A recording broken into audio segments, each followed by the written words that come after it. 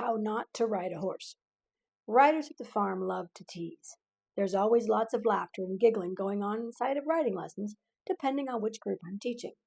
One of the favorite things that they like to do is to show how to do it wrong.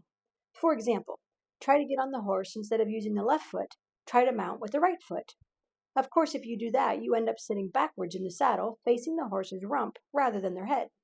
They also like to show off their 2-point, which is jumping position, which is where you push your bottom backwards and stretch down into your heels and arch your back towards the sky in an isometric squat. New people starting off have a very difficult time keeping their legs stretching towards the ground, holding this position, so they end up pinching with their knees, which shoves the rider's legs backwards towards the horse's hips, rather than towards the ground. Letting their legs slide back makes the rider fall forward onto the horse's neck. My riders love to show the wrong way of doing 2-point.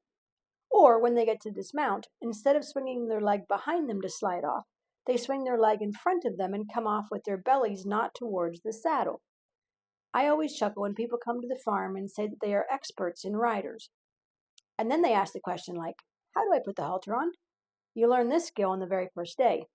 Being an expert requires an enormous amount of practice, time, and dedication.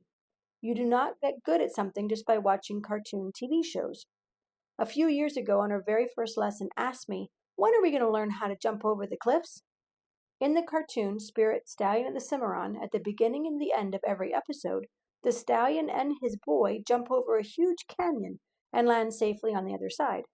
She was very disappointed when I told her that we never jump over cliffs with our horses, because if they fell, they would die and so would we. She did not come back, as she was too disappointed with the lack of cliff jumping.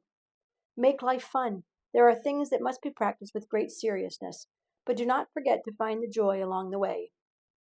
Jesus speaking, I have told you this so that my joy may be in you, and your joy may be complete.